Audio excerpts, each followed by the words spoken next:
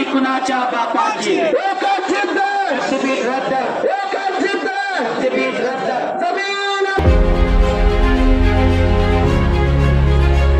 हे मोबाईल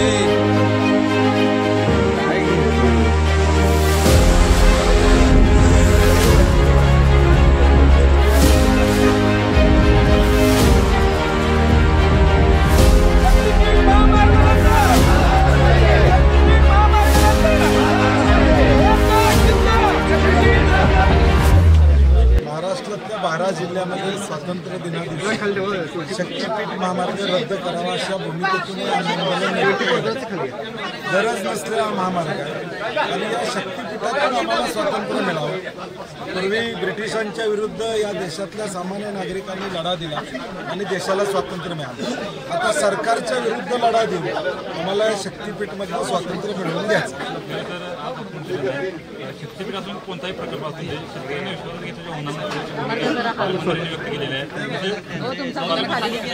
विश्वासात घेतल्याशिवाय निवडणुकीच्या आधी काय होतं? रद्द. मग आता विश्वासात घेतलं हे वाक्य कुठलं आलं? म्हणजे निवडणुकीच्या आधी भूमिका काय होती?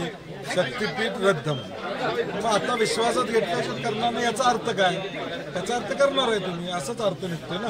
तर आमची भूमिका स्पष्ट आहे. हा एका कोल्हापूर जिल्ह्याचा विषय नाही तर 12 जिल्ह्याचा विषय. हेच पैसे शेतकऱ्याची कर्जमाफी करा, मध्यमवर्गीयांना महागाईतून दिलासा द्या, एसट्या कमी पडतात या महाराष्ट्रामध्ये एसट्या द्या, मुंबईमध्ये लोकल ट्रेनमधनं प्रवास करणारे रेल्वे क्रॉसिंगमध्ये दररोज 5-6 मृत्यू होतात, त्याच्यावर काहीतरी कारवाई करा, मुलामुलींची शिष्यवृत्ती त्या ठिकाणी द्या, लोकांना न्याय द्या, प्रायोरिटी बदला आणि हेच 86,000 कोटी रुपये चांगल्या कामासाठी वापरा अशी आमची विनंती. शाकाहारी मांसाहारी वाद सुरू असताना एकीकडे आम्ही खरडा भाकरी खाल्लेली आहे, ती सुद्धा खायची परिस्थिती राहणार नाही शक्तीपीठ महामार्ग झाला. एकीकडे मुश्रीफाने आपल्यावरती आपण आर्किटेक्चर आहात अशी टीका केली नाही. शक्तीपीठ महामार्गासंदर्भातली जी आकडेवारी समोर आली ती मी मांडलेली आहे की नॅशनल हायवेचा खर्च किती आणि ते खर्च किती. आता मी तांत्रिक मुद्द्यात जाऊन आर्किटेक्ट आहे का नाही हे प्रूव्ह करणार नाही, कारण की आम्हाला रद्द करायचा आहे रस्ता. त्यामुळे मी त्या तांत्रिक मुद्द्यात घुसणार नाही, कारण की मला माहीत आहे तो किती वाढीव खर्च आहे आणि काय आहे सगळं.